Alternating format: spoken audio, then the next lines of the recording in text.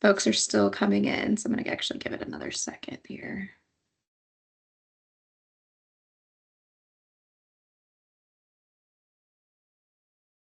Ronald, they can join. If you have colleagues that want to join, if you want to forward the invite, they can join from their desk or they can sit in your office. That's totally fine.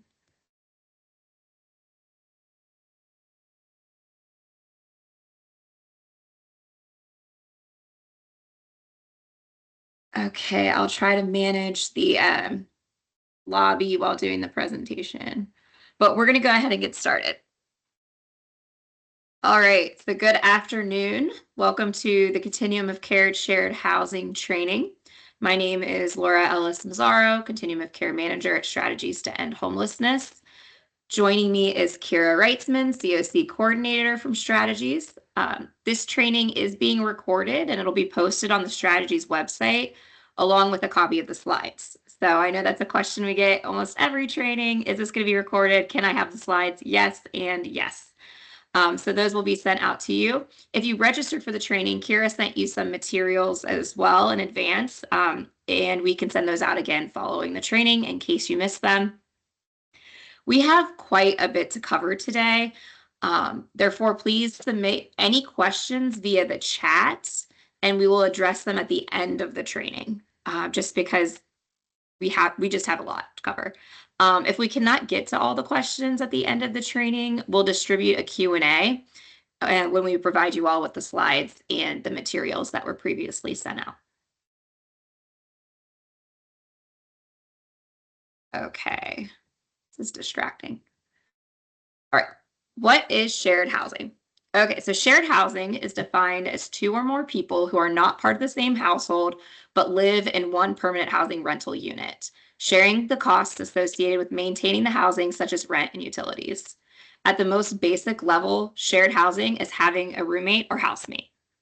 Communities across the United States, including Cincinnati, are struggling to provide affordable housing. It is becoming increasingly difficult to locate safe, affordable units for people. Shared housing offers a solution to this housing crisis by providing options for more affordable units within a more diverse portfolio.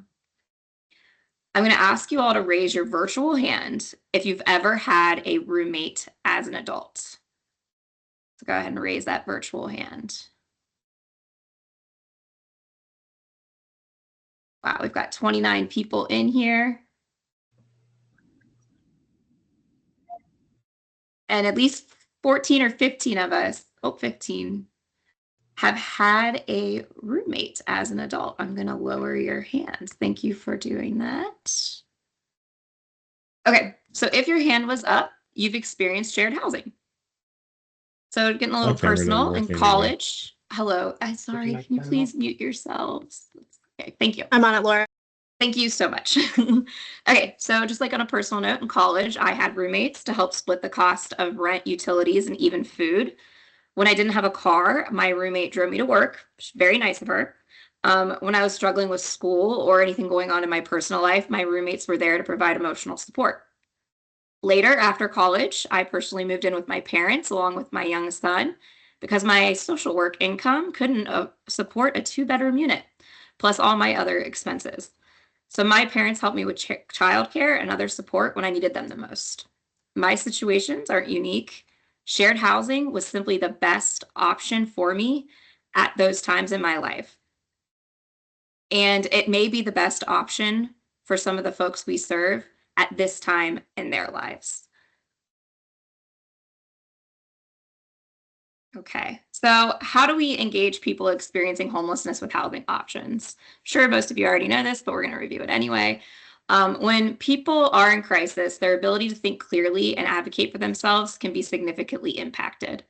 This is why it's essential to support them thoughtfully and empathetically.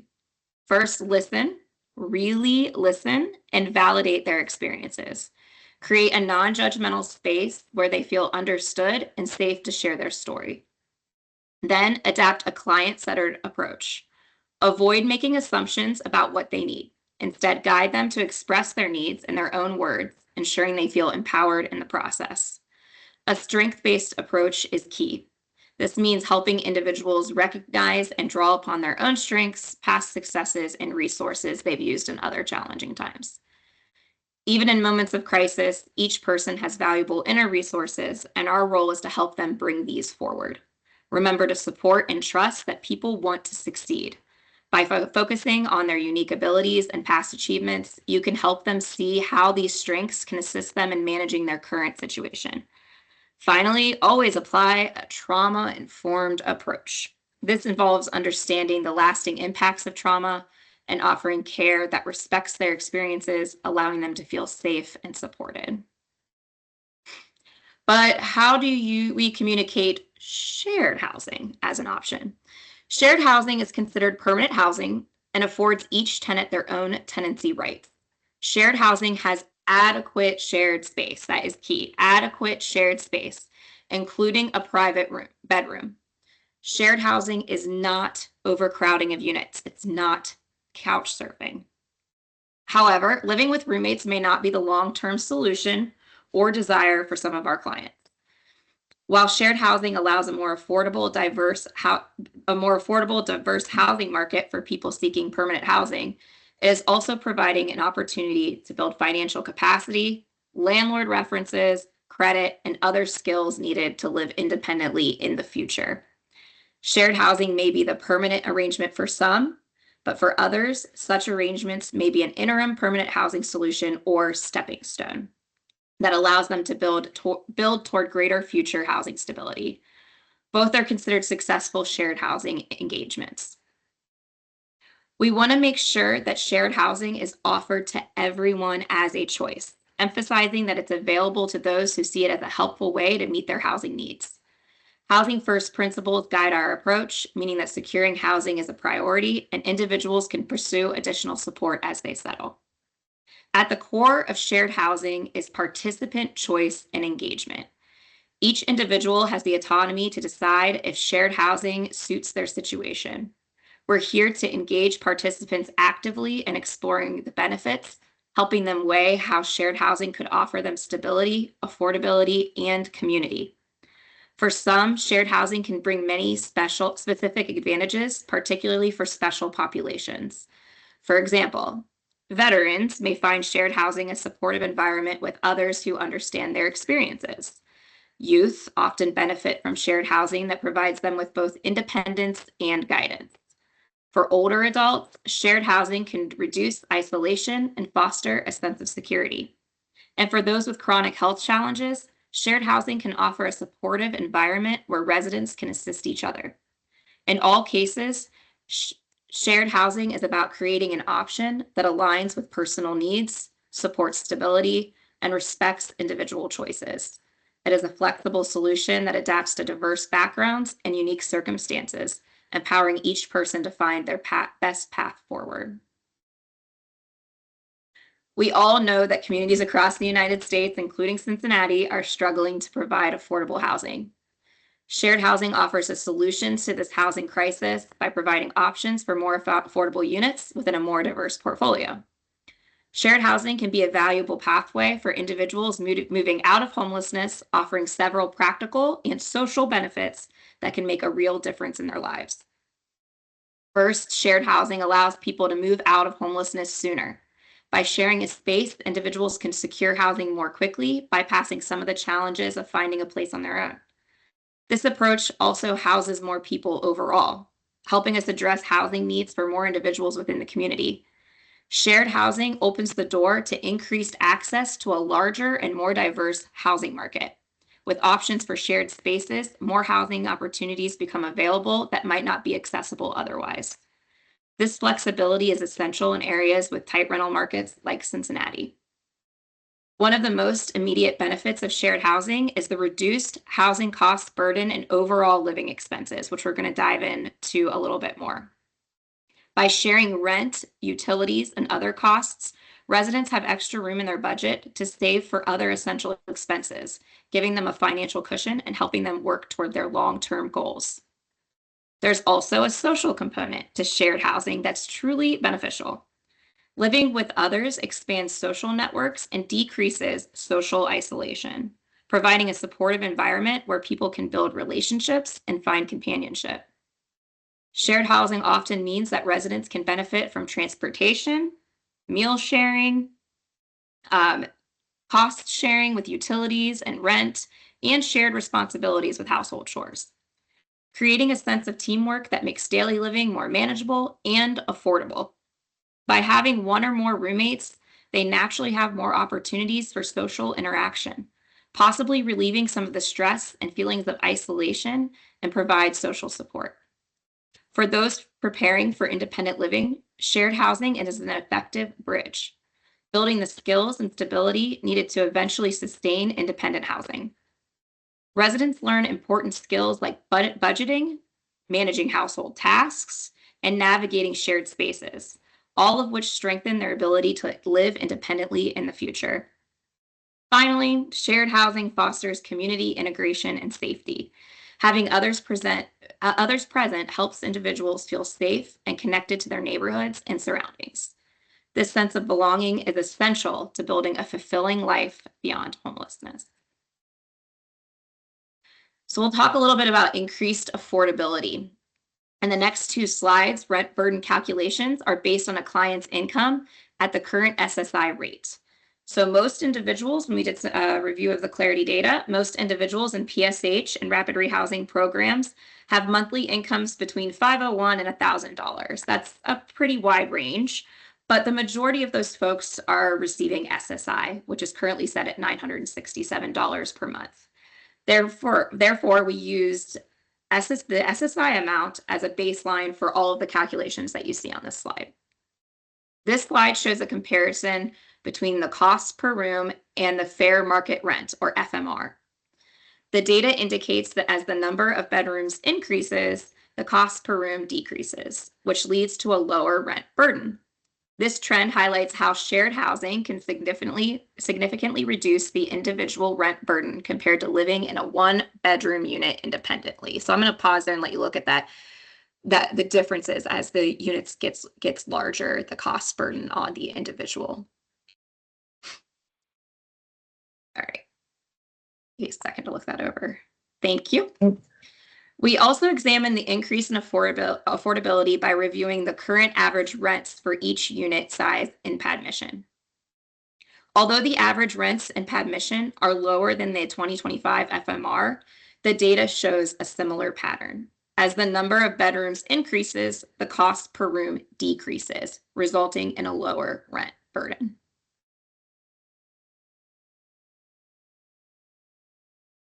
This budget comparison tool is an example of a tool that can be useful to complete with clients to compare housing costs in shared housing and housing costs living independently, so they can see the actual cost savings. By listing their total income and estimated costs for each budget line item, they can get an idea of how much extra money they will have each month if they choose shared housing, and can even make a plan for what to do with the extra money, such as paying off debt, saving for a down payment on a car, etc.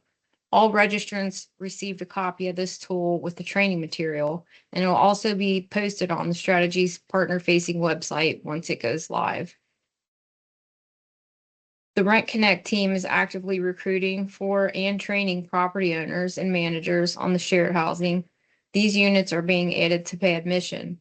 If you have a client interested in shared housing, you can find suitable units in Pad Mission by filtering the search for unit types and selecting shared housing. All currently available shared housing options will be listed. In addition to what Rent Connect is doing, case managers will have a role in promoting shared housing and helping property owners and managers understand the benefits of this model as well.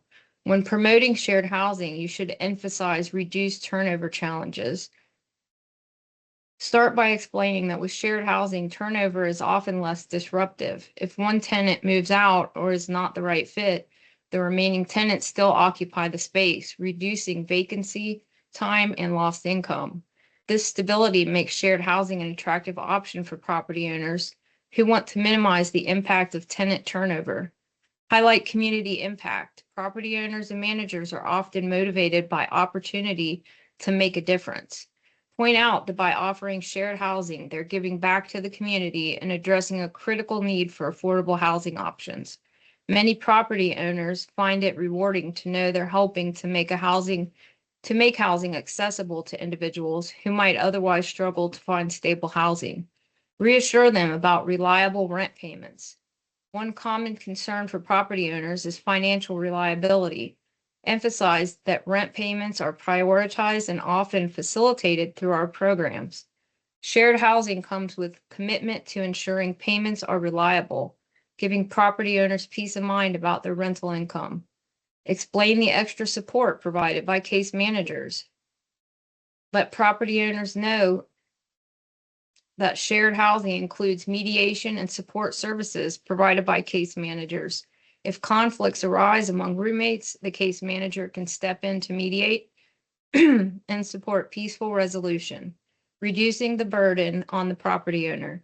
Case managers conduct regular check-ins, assist tenants with budgeting, and help them maintain a stable environment, ensuring a successful arrangement for everyone involved.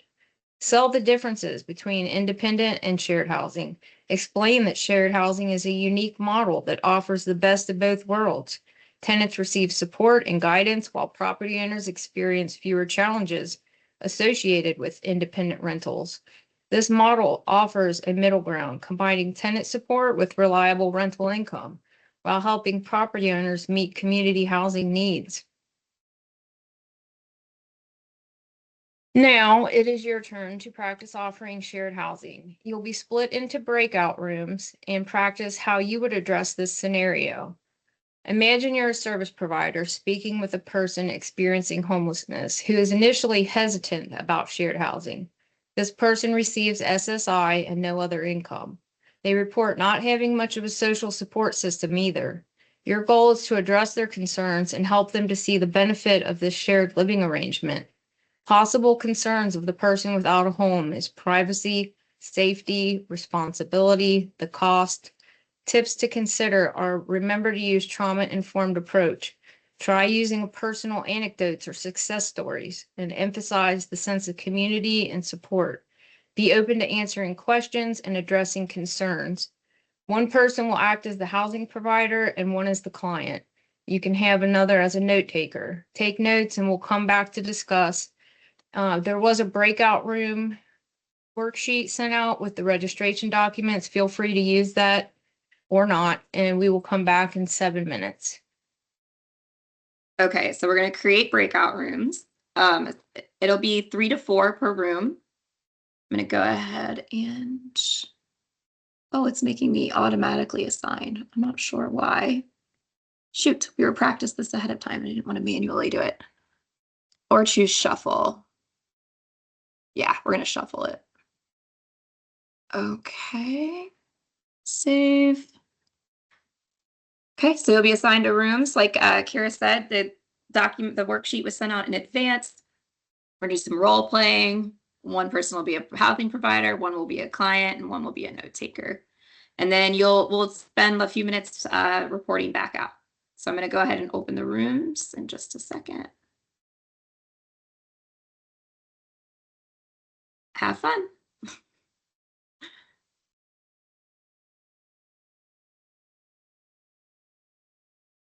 Why isn't anybody leaving? Okay, I think they're going now. Dominoes.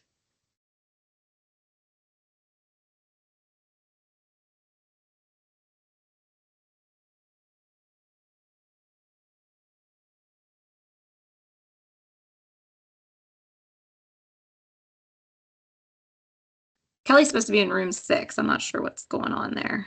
Oh, she's in there. She might be in here twice. I'm not there. I don't see. I'm still looking at the breakout room. It says you are. Let me see.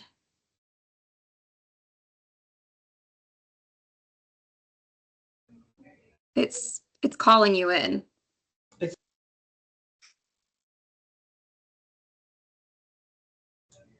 don't know why you didn't go. Right. Wait. Hold on. Try it again. Oh my God. All right. Room.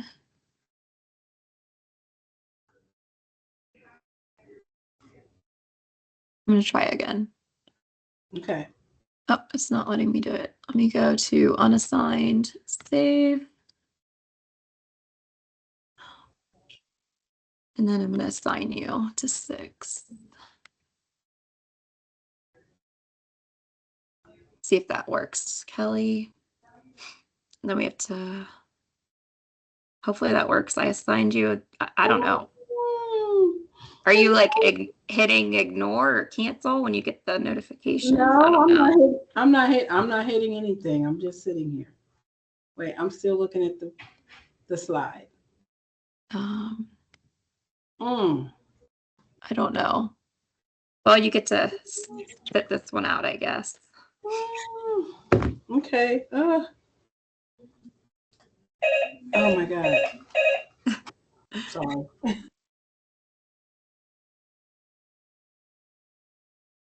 The question in the chat, I thought we answered that.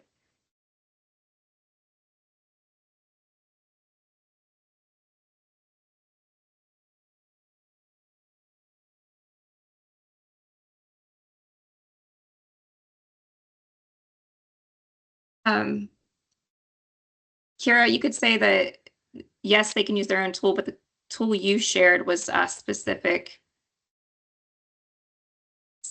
to comparing shared to non-shared housing, right? Yeah, maybe that was on later when we talked about it with the other budget, when the other budget came up.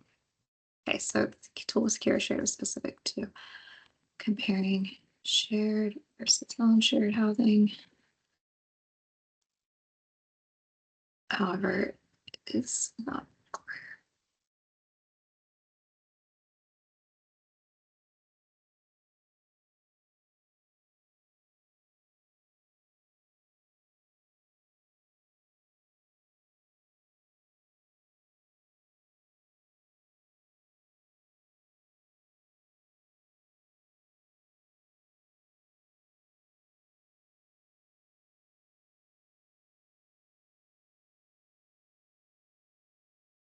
I wasn't tracking the time. I hope the time worked. And that's what I was just thinking.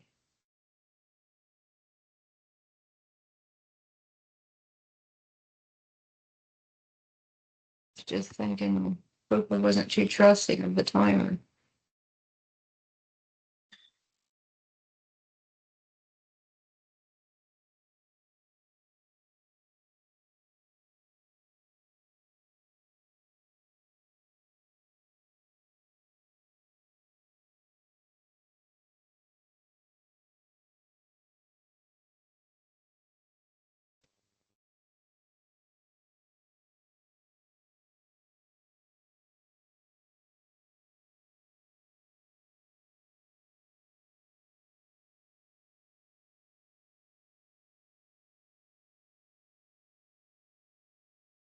It was 8 minutes ago. They're right before they went, so. No, I have 120 as them going in. So they have 2 more minutes.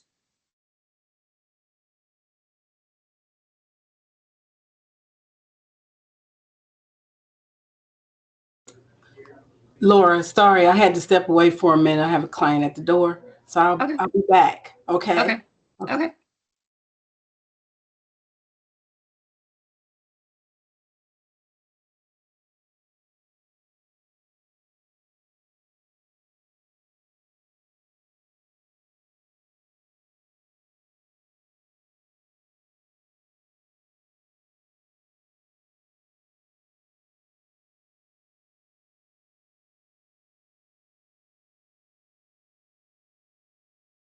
Jamie, you're back. Yeah, sorry. I have a sick kid at home. So I'm in and out. I think room 6 might be, they had some issues in there.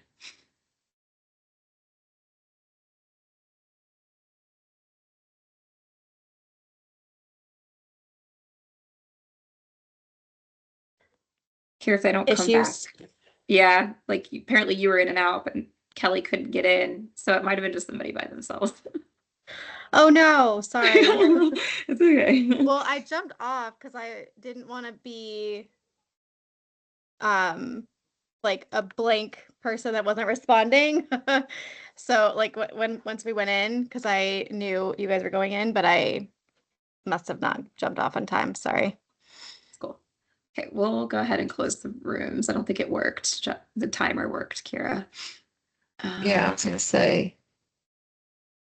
That's Hey. thanks. Oops, sorry. Uh-oh. Guess we gotta keep that up. That was quick. Yeah. I thought it was Yeah. 7 minutes, right? That wasn't 7 minutes. It wasn't? No, that was Oh. quick. I think so. No. Oh no. Well, we can talk through it. If it was, maybe I just talk slow. Yeah, because room one said it was 1:20 it started. And so I was like, oh, Oh, okay. okay. Yeah. Probably was then. Oh gosh, but we'll keep a better eye on it next time. Okay, Kira, back to you. Okay, so do we have any volunteers that would like to share what worked well when offering shared housing, or what concerns were presented, or anything that came up? If you had time to get to it, sorry about that. We didn't get time and we volunteer? got kicked off. We just talked about Anybody? just the money part of it. You know, he kind of like brought up the concern when I brought it up. Jason was like, "Okay, how many roommates we talking?" And we kind of talked through like, well, you know, if we're looking at a 2-bedroom for 1,000, you know, that's 500 per person. But even if we up that to 3-bedroom for 1,200, you know, you're saving $100. That's $400. So we just talked about the money aspect. And also, I love that he talked about all the things he could buy with the extra money too. Some of them illegal, but some of them legal. Right, but we keep Hey, it that's realistic the with our reality. clients, right? Keeping it real. Right. I mean, those are some realistic conversations that come up. Those are good points to make. Anything else? Anyone else get to anything? My group talked about privacy, about worrying if somebody else was coming into their room or using their belongings, just their personal, even like coming from the bathroom into the bedroom. And then also we were doing safety, like the medications, then your physical safety, and what do you do if they bring other people into the house, or what if they have a severe mental illness and they get violent or a substance use issue. And for responsibility, just like with food, or then like cleaning the kitchen and the bathroom and things like that. We went into a little more detail, but that's just an overview. That's great. I think we're going to touch on some of that throughout this this training. So I'm glad you brought that up. Yeah, that's what I was gonna say. It's a kind of a We good will get segue some to your of that. next section, Kira. Talk about this all day, and unfortunately it's a pretty brief training just to hit all the points, so we are going to move on, but I mean, it's things to consider, think about, and I'm going to go ahead and move on to the roommate agreements. So many roommates live together without needing a written agreement that describes the overall expectations within the unit. However, some may benefit from having a written roommate agreement. This is not currently a requirement, however, it is strongly encouraged. This roommate agreement was created by the Shared Housing Subcommittee.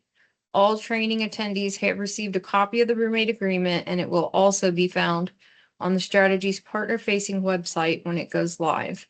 Page 1 lists the names, contacts, lease terms, rent portions.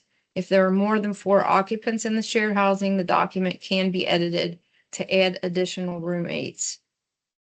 Page 2 starts with paying rent on time, deposit amounts, damages, and utilities.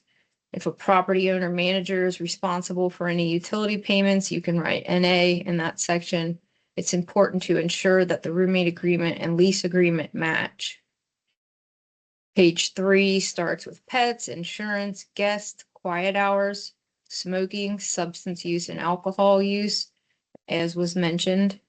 Page 4 goes into housekeeping, food, groceries, personal items, communicable diseases, and general courtesies.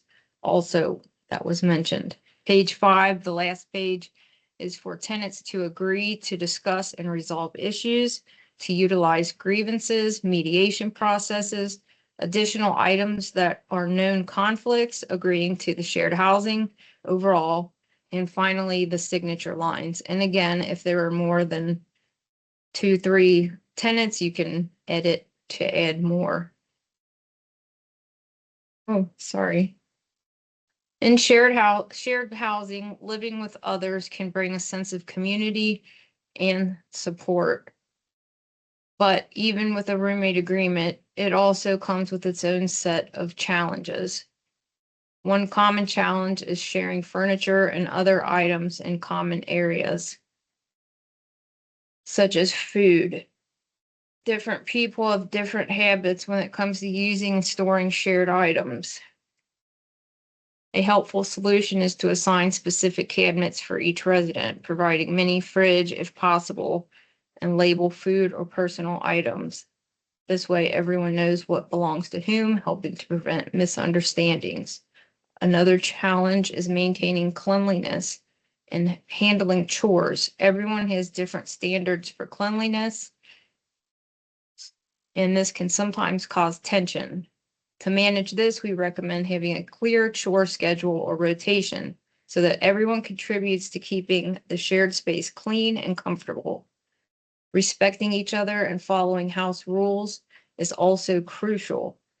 Differences in habits or routines can sometimes lead to friction. It's helpful to revisit the roommate agreement periodically, especially if any issues arise. This agreement can outline expectations for shared living and set a standard for mutual respect. If conflicts do come up, mediation can be a valuable tool.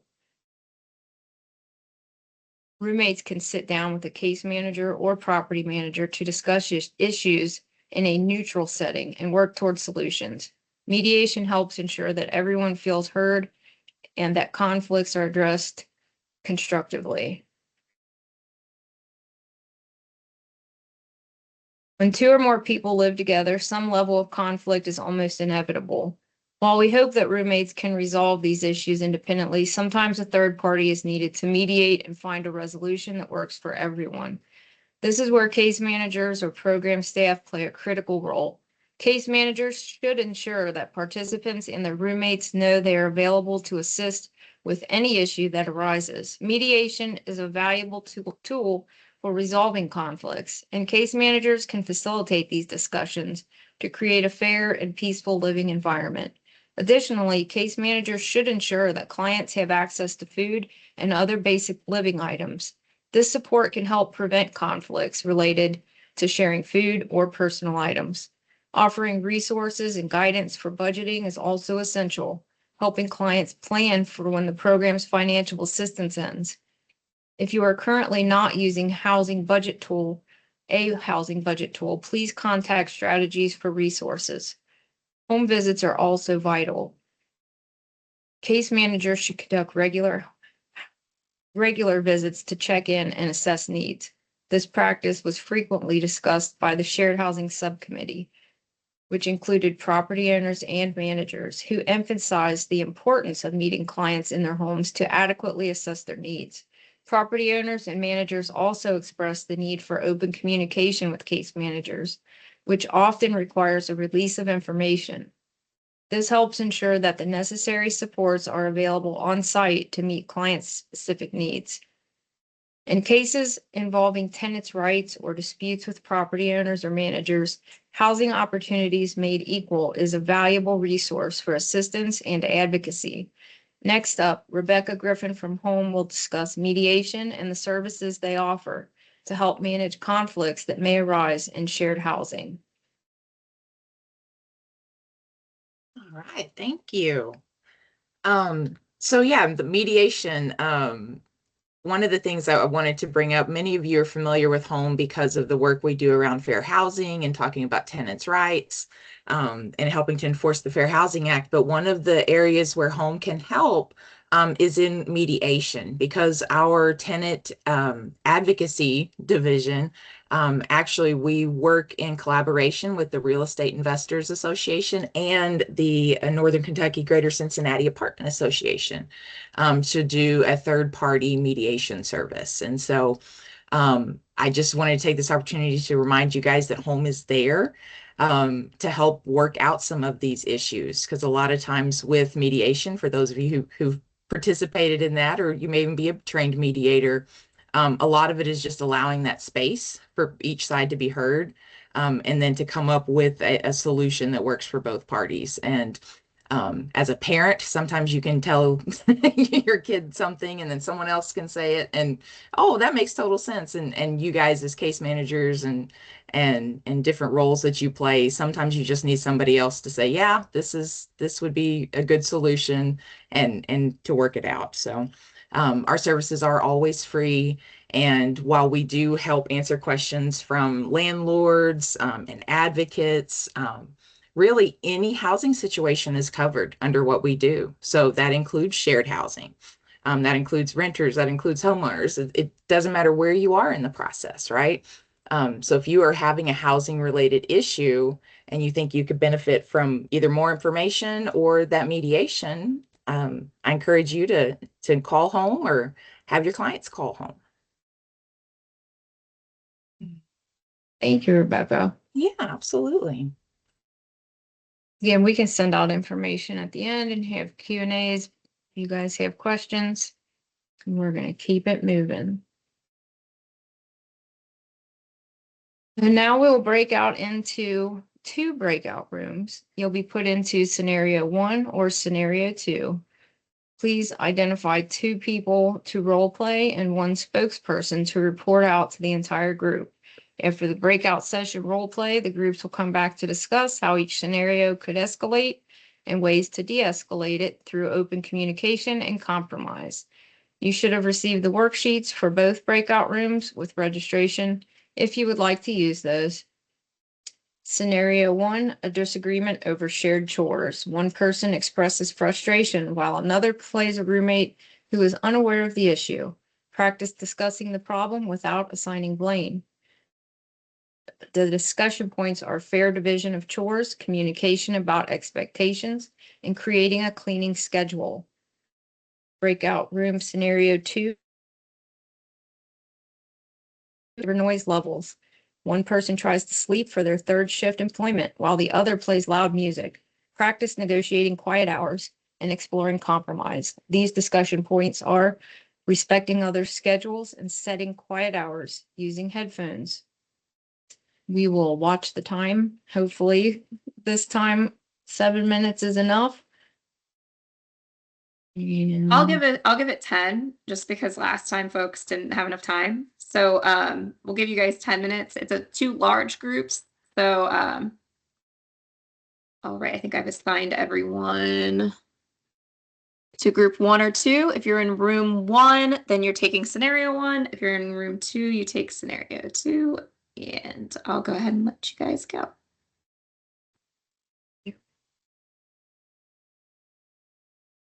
It'll slowly assign you.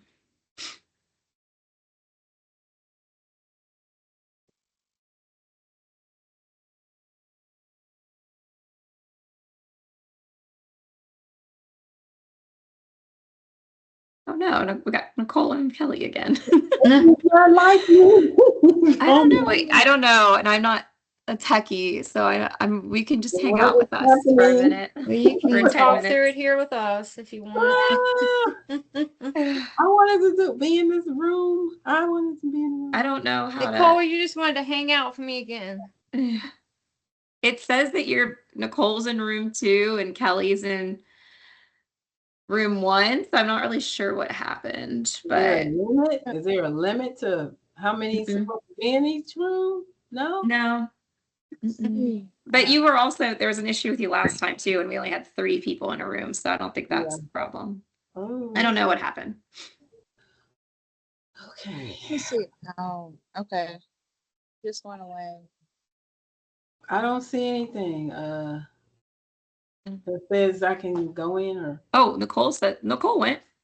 Oh, Oh, maybe I'll go. What? I don't know, Kelly. I think it might be a user error.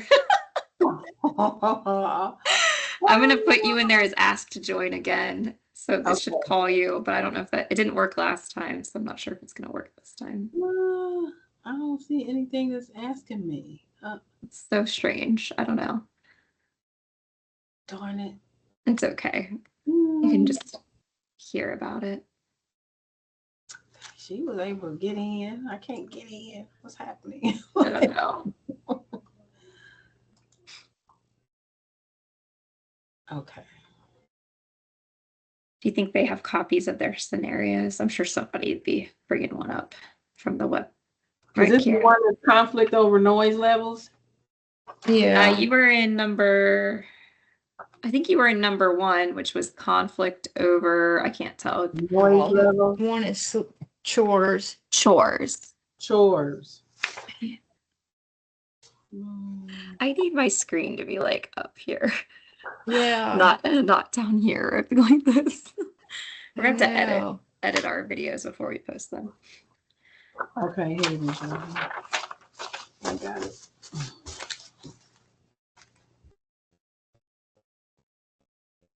And this goes to 2:30, right, Kira? Yes.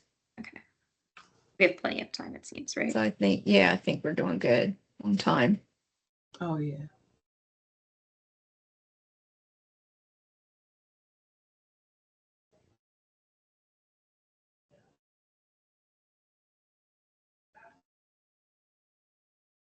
Yeah, we only have 10%.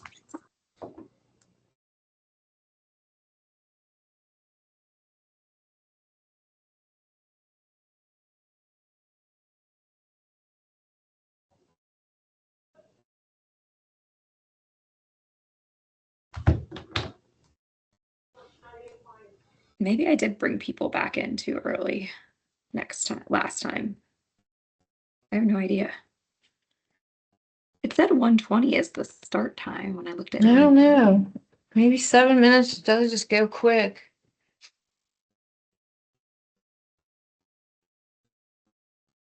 Yeah, it says meeting started 1:20, meeting ended 1:27 for breakout room 2. Meeting started 1:40. Maybe we just need to do 10 minutes next time we do this training. Yeah. Well, when we did these for school, anytime it takes time for who wants to do this and who wants to do that, and if you have a worksheet too, it ends up adding more time. That's why I said if you want to use it, it helps me to have a worksheet, but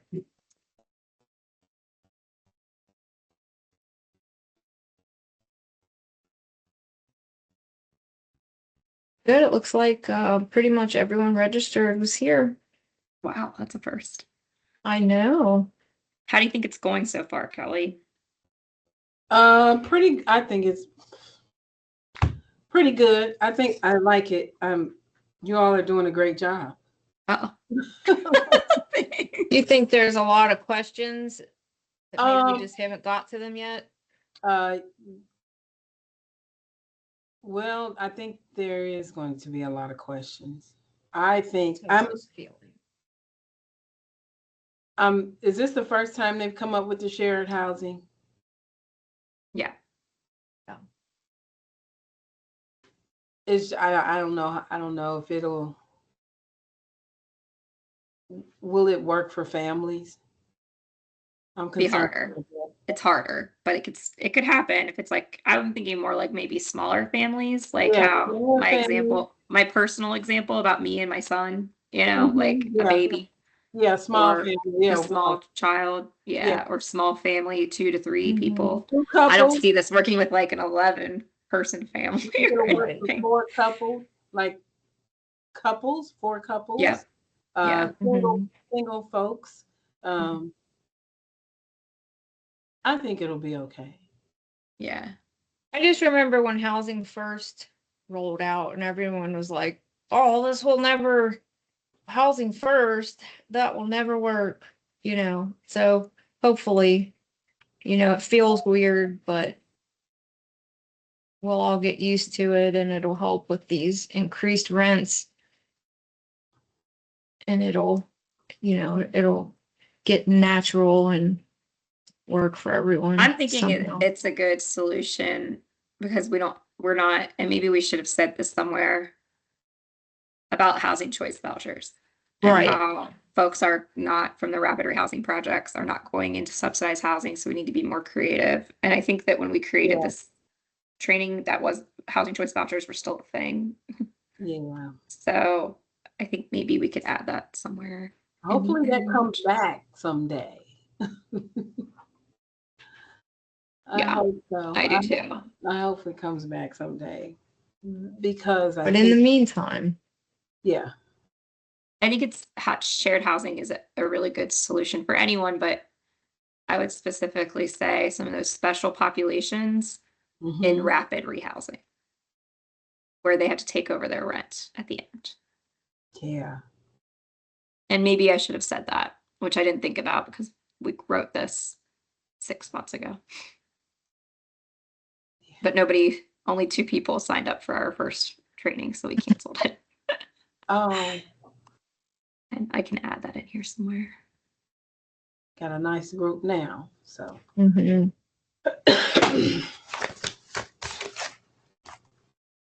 we talk about? Could have.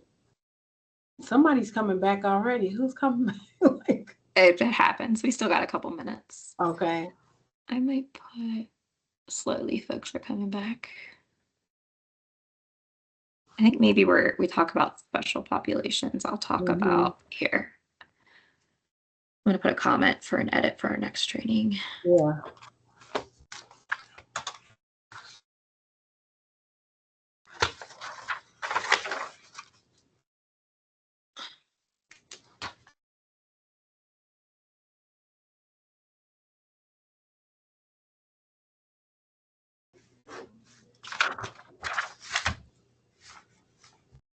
I'm excited to hear what people would say. What are their thoughts?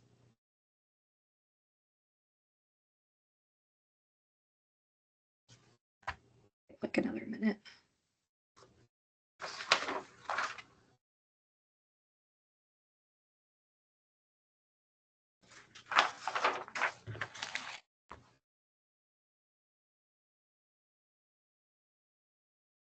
The shared housing I've seen and worked with wasn't like you imagine in your head when you hear shared housing. Like they had their own space, their door locked, and like it was like a house. It was really nice. It was just so different than like what you expect. And they had all been in shelters and GPD sites, so like they were used to being in spaces that weren't. I mean, this was like a homes. It was really nice. So I just hope that as we move forward, people will see that and it'll catch on and help a lot of people. Okay, I wonder if people are going to come back. It's 1:50. It's going to do it automatically. No. I'm going to close. Oh. Is it? Oh, it did work. Good. Yeah. All right. Okay, everyone's back. Okay. How was 10 minutes? A little better? Yeah. Okay. Okay. It gave us like a minute or two to debrief afterwards Good. and come up with some supportive solutions ongoing. So Good. We can modify that for the next training to make sure you have more time when we do this again. Okay, Kara, go for it. All right. So do we have anyone want to volunteer and for breakout room scenario number 1 over chores?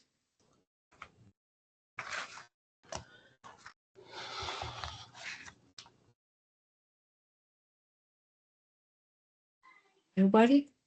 Don't be shy. You're supposed to pick somebody to report out.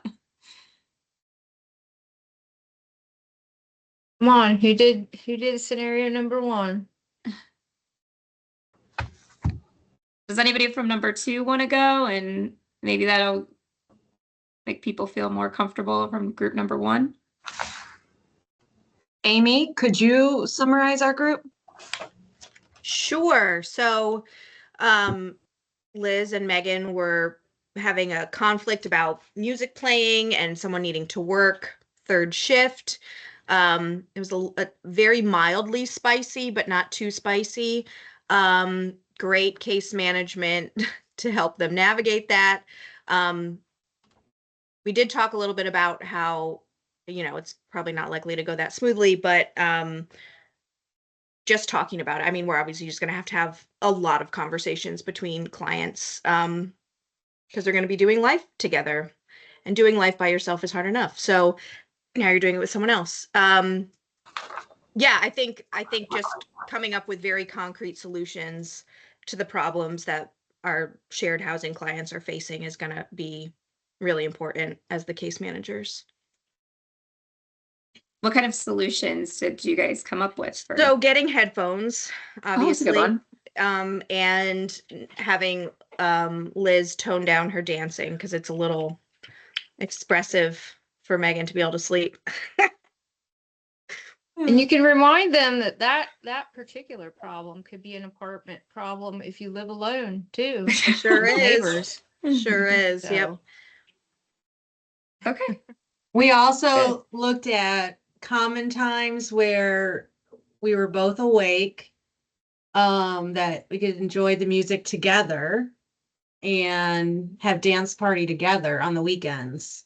Nice. Oh, that's creative. Yeah. Because, Liz and I like to get along. Yeah, We do. We're trying to get along. Good. Yeah. We just want to dance. Good. Right. Just We just a want to dance. dance. Yeah. Footloose it up. Mm-hmm. Wonderful. Okay. Now that group number 2 went, is anybody feeling more comfortable from group number 1 to talk about their breakout? Yeah, we just I knew it would be you, Alex. yeah, it was me and Tanisha. We just tried to just have a general talk of hey, can we talk about how how chores are being split? And I kind of said how it makes me anxious when dishes build up in the sink, and we talked about a rule, once you prepare and eat, make sure you're cleaning up your mess maybe within the end of the next day. I don't know, it was pretty vanilla. And we also had the same there's no way it's going to go this calm in IRL, but Right. Anybody else from group number 2 want to share?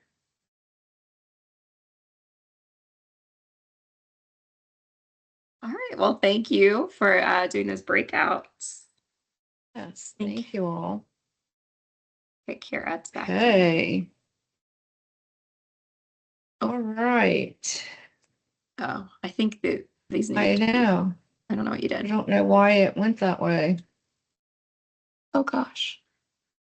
It went. Yeah. I Well, clicked it don't once. look. Don't look. Sorry. You guys got all the Don't answers. look. Okay. Okay. Sorry. I don't know how or why that happened, but requirements and best practices. Next, we're going to discuss HUD requirements versus best practices in providing shared housing. Best practices are guidelines or methods that have proven effective. Best practices are not mandatory, but suggested for optimal outcome. In the chat, state whether or not you think each component of shared housing is a requirement or a best practice. Renting a furnished apartment, is this a best practice or a requirement? So in the chat, just say if you think renting a furnished apartment, put best practice or requirement in the chat, what you think it is. Got one. Thank you, folks.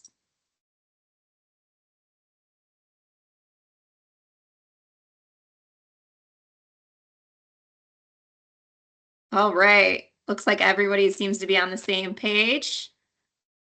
Best practice. Got it. Each room has a mini fridge, TV, and internet. best practice or requirement?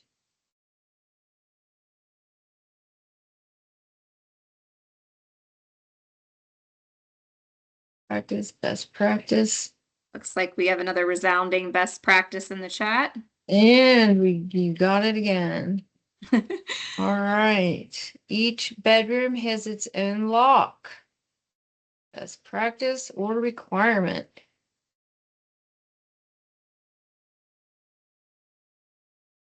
This shared housing is brand new and everyone's already an expert.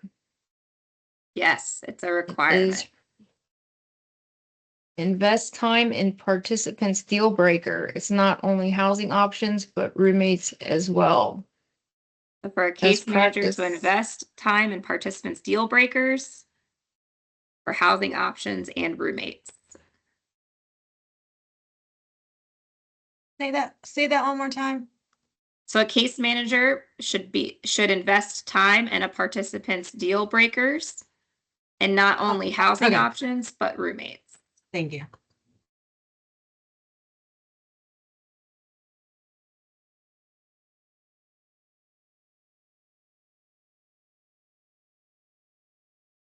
I think we have some folks back and forth.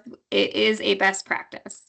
We want to always honor client choice, but we should explore those deal breakers. And then honor participants' choice. Yeah. Next one is honor participants' choice. I just gave that away. Honored participants' choice. Be prepared to relocate or exchange roommates if it goes badly. Requirement or best practice?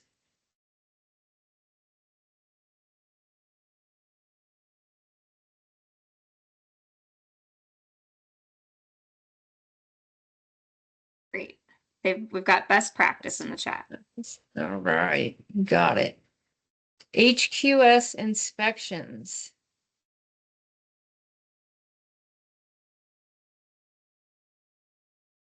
Oh, that's a quick, everybody's requirement. You know that. Got it. Good, you got it. Rent reasonableness.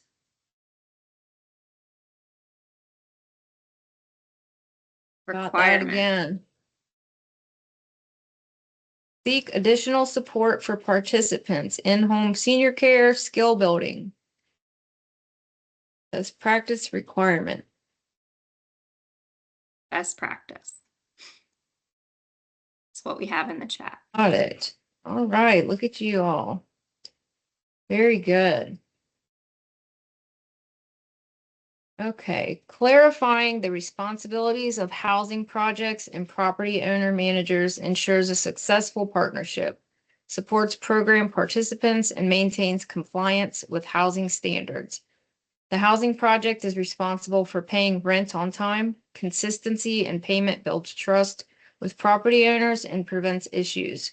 If there are any changes to the subsidy, the housing project must notify the property owner manager at least 30 days in advance. This includes when the subsidy is ending or being reduced. The housing project should secure a signed release of information from the resident to share relevant information such as healthcare details with the property owner or manager, ensuring better support for the resident. Regular home visits help identify and address any concerns. During these visits, case managers should address behavior concerns or other issues identified by the property owners or managers. If the property owner and manager reports behavioral issues, the housing project is responsible for working with the resident to address and resolve these concerns. This might include connecting residents with supportive services or implementing a corrective action plan. Property owners and managers' roles are equally crucial for the success of shared housing. Property owners and managers must communicate any concerns with both the case management team and the resident. Clear communication helps ensure issues are addressed promptly. The property owner and manager is responsible for maintaining the property to meet safety and health standards. This includes ensuring the unit complies with housing quality standards, inspections, and addressing maintenance issues promptly. Some property owners and managers may choose to conduct walkthroughs to assess the condition of the unit. They may provide a report card. as feedback on the unit's condition, helping to identify areas for improvement. Finally, when turnover occurs, it's the responsibility of the property owner and manager to fill vacancies. Although the housing projects may assist when viable and/or appropriate. A successful shared housing arrangement requires strong collaboration, including open communication, mutual respect, and a resident-centered approach. Okay, so I saw some questions in the chat, so the moment you've been waiting for. Let's end it on a high note. Compliance and shared housing for COC funding. All right, so this slide focuses specifically on COC funding requirements. If you're working with other funding sources, such as supportive services for veteran families like SSVF or the Emergency Solutions Grant, ESG, or any other funding source, please ensure you follow their specific guidelines. For example, SSVF has different standards for inspections, and rent or utility contributions vary between SSVF, ESG, and COC programs. So again, this is COC only. It's important to note that shared housing is not a standalone project type. I know a lot of people sometimes get confused with that. Instead, it's an allowable practice within COC funded projects. As such, shared housing must adhere to all COC specific requirements, including lease terms, inspections, rent reasonableness, and payment standards. Most of you got all of that right in the previous slides. COC projects should follow the respective rental determination policy, as well as HUD regulations when issuing moving costs, rental assistance, and other eligible expenses. So you're going to follow the rapid rehousing rental determination policy if the client is in rapid rehousing, THRH if they're in THRH, PSH if they're in PSH, etc. I don't think there's an etc. That's about it. Subleasing is not allowable. Cannot sublease the unit. Program participants must have a lease with the property owner or manager. Additionally, to be considered a separate household, each household being assisted with COC program tenant-based rental assistance must have its own separate lease with the property owner or manager. So I'm going to repeat that. Pause and go back. So to be considered a separate household, each household being assisted with COC program tenant-based rental assistance must have its own separate lease with the property owner or manager. That's where it's maybe historically, if you've ever experienced shared housing, you may have had roommates in whatever situation. Like when I was in shared housing in college, we had one lease for 3 roommates. That for COC funding, each roommate has to have their own lease. Remember, a head of household chooses their household members. Therefore, if there is no separate lease and the adult household members are all in HMIS as one household, this is not considered shared housing. So if you have 2 or 3 adults in a household, they're in Clarity as a household, they're referred as a household, but one family, they're all on the same lease. This training is not relevant to that type of household.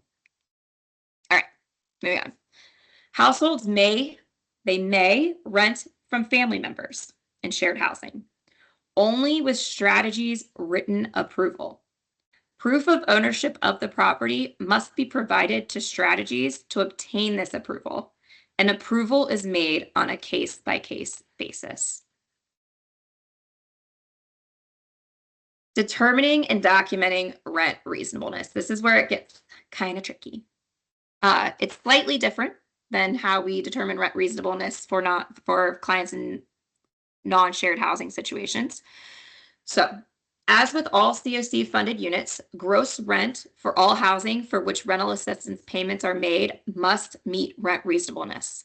Gross rent is the sum of the monthly rent due to the property owner or manager, fees excluding pet fees and late fees, and an allowance for any tenant paid utilities per the lease. Agencies must use the allowances for tenant furnished utilities and other services published by CMHA. This is published annually. You get that when you get your PSH and rapid rehousing rent calculations. And it's also located on the Strategies website. And you'll use this to determine the amount of utility assistance. Again, this is the same for non-shared living arrangements. Rent reasonableness should be determined by considering the reasonableness of the gross rent in relation to rents being charged for comparable unassisted units, taking into account the location, quality, size, type, and age of the unit, as well as any amenities, housing services, maintenance, and utilities provided by the owner. Rent reasonableness documentation should be obtained by completing a report in Rentellect where available. Again, this is the same for non-shared living arrangements. Where it differs: when determining rent reasonableness for shared housing, the housing project should first identify the asking rent for the household's living quarters. For this example on the slide, the asking rent for the household's living quarters is $700. You then divide the number of bedrooms in the entire unit by the number of bedrooms in the household living quarters. So for this example, the household is occupying 2 rooms in a 5-room house. So 5 divided by 2 is 2.5. The housing project will multiply the asking rent for the household's living quarters by the number resulting from the calculation in step 2. So for this example, 2.5 times 700 equals $1,750. Finally, the housing project will complete a Rentellect report. You'll enter the attributes of the entire unit, all 5 bedrooms, and you'll enter the amount resulting from the calculation in step 3 as the approved rent in Rentellect. So that's the $1,750 is what you put in Rentellect and 5 bedrooms. You also will identify the utilities paid by the participant as tenant paid. You do not include utilities paid by other inhabitants. So if your client Joe's roommate in shared housing, John, pays the water bill and Joe does not contribute to that water bill, you would not enter water into the Rentellect as tenant paid. Even though John's a tenant, Joe's not paying it. All right, I'm going to pause because I know that this is a lot and it might be very confusing. It's also outlined in our policies, our comprehensive policies on our website. If you ever need to refer back to it. We're going to practice in the next slide. Okay. Okay, so if the asking rent of a household space is $480 and they'll be occupying 1 room in a 5-bedroom house, what is the asking rent you will enter into Rentellect? See if anybody's brave enough to do that math.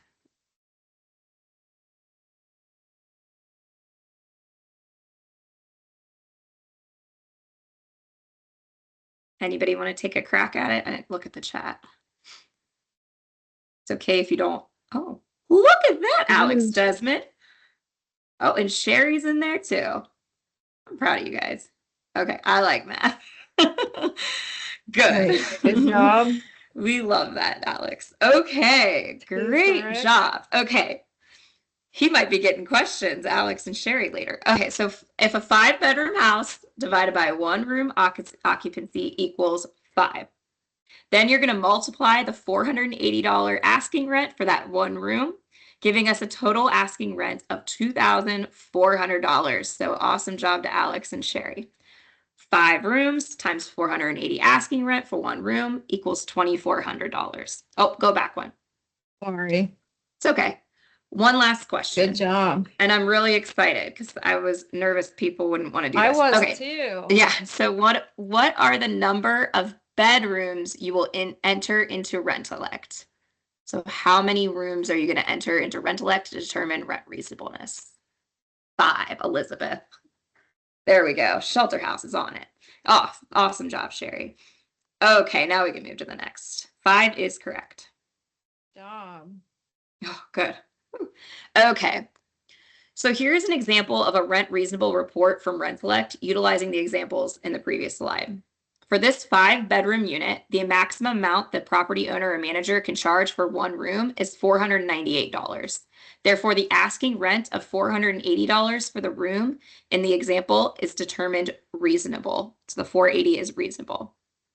With this example, if you are able to negotiate with the property owner or manager for them to pay all of the utilities, including internet and phone, then the max amount a property owner or manager can charge is $539 a room. So some of the feedback we got when we had to develop this policy on calculating rent was that $480, not a lot of property owners or managers are going to want to, they'll want a higher rate than that. And a way that you can negotiate with those folks, especially if they have like a large building with multiple units, but a way that you can negotiate with them is that if they put all of the utilities in their name, we can pay you a little bit more. Next slide. Thank you. The utility allowance for our participant living in shared housing is the pro rata share of the utility allowance for the shared housing unit. The share is calculated by dividing the number of bedrooms rented by the assisted household by the total number of bedrooms in the unit. So there's more math for you, Alex. We're going to get doing this in a second. So to calculate utility allowance for rent calculation, first identify the CMHA allowance for tenant furnished utilities for the entire unit and divide it by the number of bedrooms. Then you multiply the quotient by the number of bedrooms rented to the household to calculate the pro rata utility allowance. I know that's a lot of words. So the next slide, it's more about reality, actual things. So here's a rental-elect example. Here in this example of the utility is the utility allowance.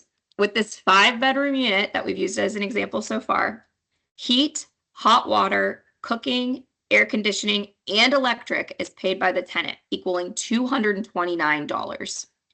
Therefore, the utility allowance for a single room would be $229 divided by 5 bedrooms. So remember, we put 5 rooms in the rental-elect.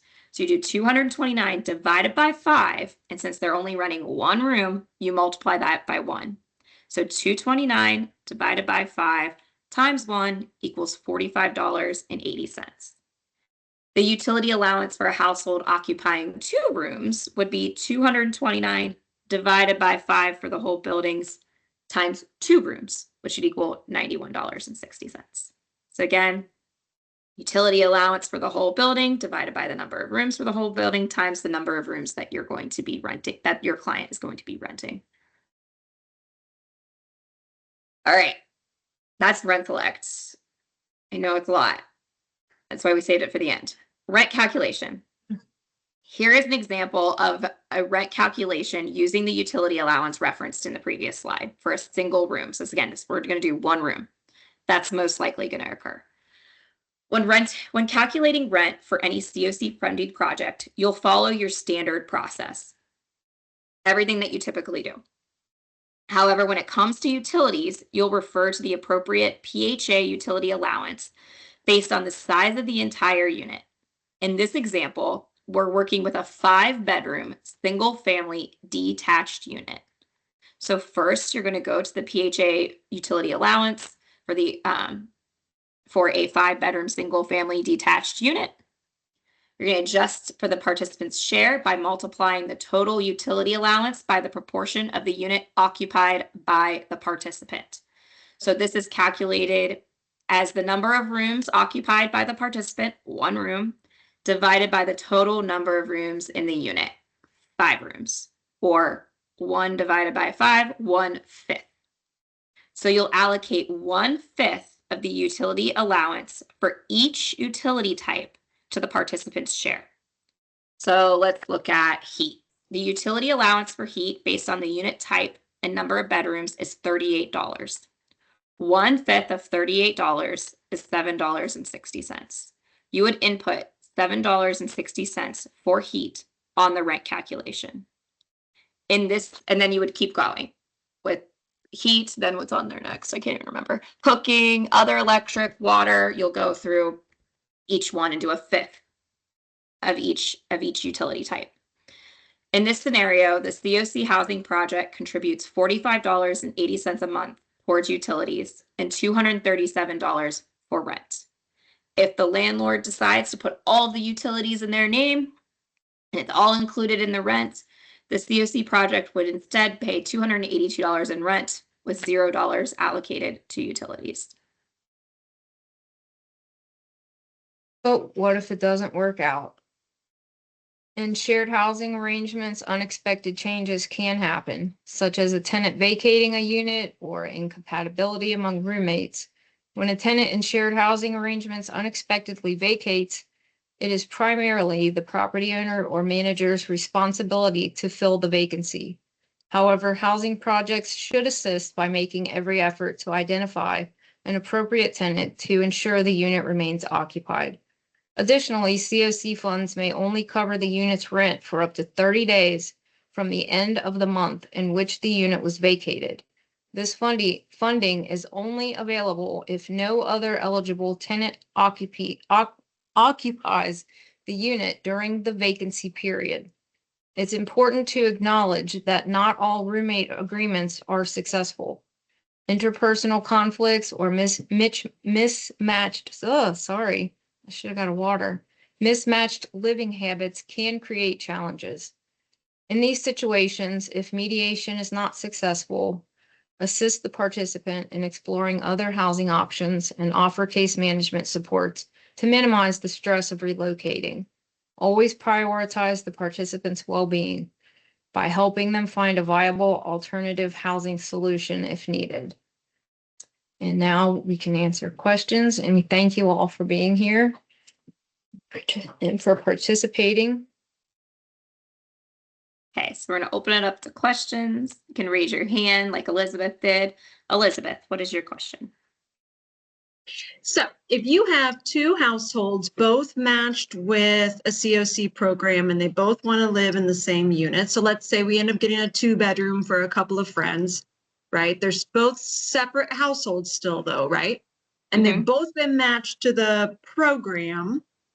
Then how would we go about, like, let's say the rent for that unit, $900, we're paying 30%, or the client's paying 30% of their income towards the rent. So both clients are going to be paying their 30% portion, and then we're paying 2 separate portions to the landlord? Yeah, so if you have 2 clients in 2 different households, sharing a 2-bedroom unit, you would determine each rent, which is easy. It's 900 divided by 2. So $450 each would be their rent each. And then you would do the 30% on each of those, I guess it would be 30%. You would do your rent calculations separately. So they have separate leases, separate rent reasonablenesses, separate rent calculations. Everything's going to be completely separate. So I don't know what the math is on that, but in the same with utilities. So if they have to share utilities, you have separate utility allowances. Does that answer your question or not? Yes, it does. Okay. Now with the leases though, a landlord's only going to want to put the cost of the unit on the lease, not what the cost is divided by 2, right? Like $900 is what the monthly rent is. Y'all figure out what it's going to be, but we would need 2 separate leases, and they would both need to say the $450 amount, not the $900 amount. Correct. Okay. And I get that. That was, that is a concern, but it's COC like HUD requirement that those leases be separate. I do know that Tiffany and Kristen from our property owner engagement, our PAD mission team, they work with landlords who do shared housing, and that's part of their presentation is that folks understanding that they have to have a separate lease. So if you're using somebody outside of PAD mission, just making sure that they understand that this is how it has to be per our federal regulations. Okay. Yeah, that makes more sense to me. Thank you. You're welcome. Allison? I have a question. So say it's a 4-bedroom unit, and let's say that 3 of the 4 tenants aren't paying their utility allowance and the electric gets shut off. Whose responsibility is it then to get the service back on, or to ensure that the service stays on? So everyone has their own, so unfortunately it's the utilities are in their name to keep it on, that they're the ones that at liability and risk. So if it's a 4-bedroom unit and Allison's got Duke in her name, and then Elizabeth, Megan, and Amy aren't paying their share, I would bring in a case manager and a landlord to help mediate that situation if they're refusing. Because it would be liable on Allison to make sure that the utilities don't get shut off. That's kind of like why we want to have a roommate agreement. That's why you want to make sure that the case management's very involved and that the property owner and manager is very involved in that situation. And it's also a good reason that if you're going to do shared housing, to really try to find property owners or managers that will put those that the utilities are included in the rent. Because that is a liability for the person with Duke Energy or whatever the utility may be in their name. I'll just throw in there that all of the property owners and managers that I've spoken with about shared housing are including the utilities in the rent. It just makes it a lot easier for everyone. Yeah. But if you're working with someone outside of PAD mission that Tiffany did not recruit, then that would be a little trickier. So just making sure that you're having those conversations with everyone prior to signing a lease or a roommate agreement or anything like that.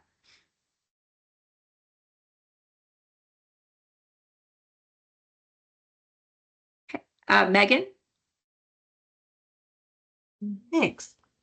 I wanted to go back to Kira, what you said. I think you mentioned last slide. It was, if it doesn't work out, we all recognize it doesn't, roommate agreements might not work out. And it would be on the program to replace the person that leaves. Yeah. Did I misunderstand that? No, it's Okay. it's on the landlord. We just said for programs, we encourage programs when viable and appropriate, if you have people, put them in that place, but it's on the property owner managers to fill that spot. Vacancy. Yeah. Okay. And Vacancy. so, yeah, because at the program level, like, you would have to have somebody already in the queue that's been matched through coordinated entry and kind of Right. enrolled in your project, right? And so if you don't have anybody, that can't There's nothing you happen. can do. But Right. what have we taken into account? Like, and I guess probably Tiffany and her team already know, like the landlords can't, I guess there isn't retribution to the person who's in the unit to pay for the open unit too, right?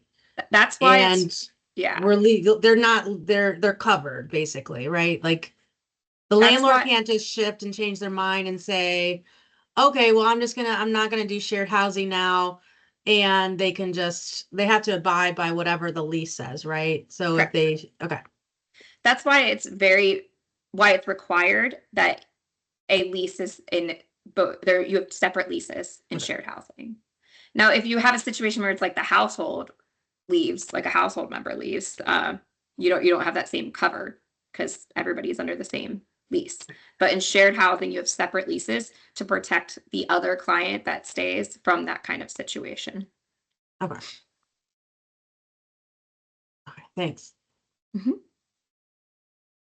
These are really great questions. Is there any, I know that there's some folks that are actually doing this right now. So I just wanted to see if there's any other questions for some folks who may be experiencing shared housing requests already before we even did the training. People feeling confident.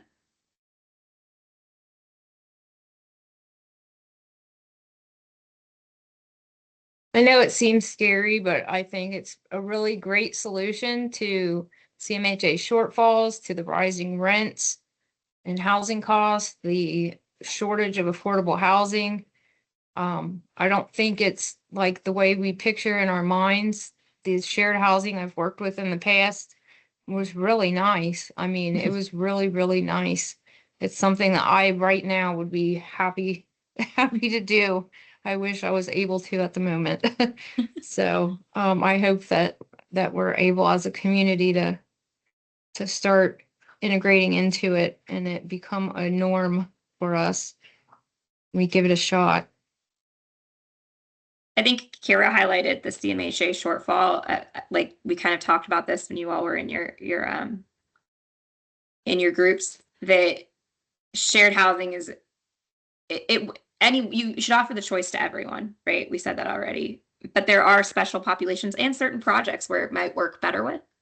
And we're thinking specifically with rapid rehousing and with the high costs of rents, and that when somebody moves on from your rapid rehousing project, and if they don't have access to a housing choice voucher, but they're still living, 50%, 30% AMI, how are they going to continue to afford living independently? And I think shared housing is a great option for those folks. And if we don't have any other questions, I'll just say, if you do come up with some questions, oh, Elizabeth. But finish your sentence. I'll just say, if you do have some questions after the training, and you, especially if you're first time implementing it or first time doing a rent reasonableness or the first time doing a rent calculation, how that math can feel kind of like, that's a little scary. Please reach out to me and I'll put my email in the chat. I think most of you have it, but if not, please reach out to me and we can work through some of the situations that may occur. I've worked through this with some other providers already. So I really want to make sure that you guys know that we're a resource after this training, and that we hope to hold another training this year and have longer breakout sessions, because apparently we had time to get to do this again and do a refresher for folks who couldn't make it. So sorry, Elizabeth, go ahead. You go ahead. Okay, so my question is, thinking about our clients, specifically the ones with fixed income, I foresee the ones that you're like, okay, well, you've been in the program for a while, CMHA isn't going to be a thing, you're not going to be able to afford this rent on your own. Can we move you into a shared housing situation with maybe even another participant or somebody from the shelter or anybody really that we think could be a mix that works? I guess, is there any reason why you couldn't switch gears like that when they're already in the program? Maybe it's at the year mark and you're, talking about signing a new lease. Let's look at what that discharge plan is going to end up being for you and whether or not we should consider a different type of housing.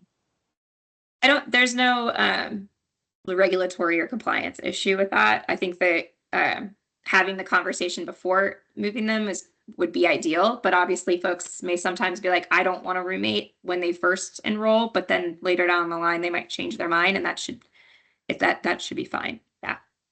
Okay. Thank you. Okay. Tiffany?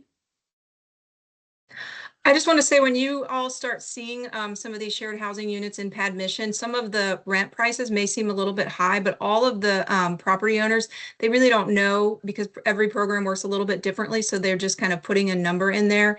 But most of them are going to be willing to negotiate with whatever the program can pay, because they want to get their units filled. So just keep that in mind when you're using Pad Mission. Thank you, Tiffany. Well, thank you all for joining the training today. Again, if you have any questions, just reach out. And yeah, thanks again. We appreciate you, and have a great rest of your week. Thanks. Thank you. Thank you. This was amazing.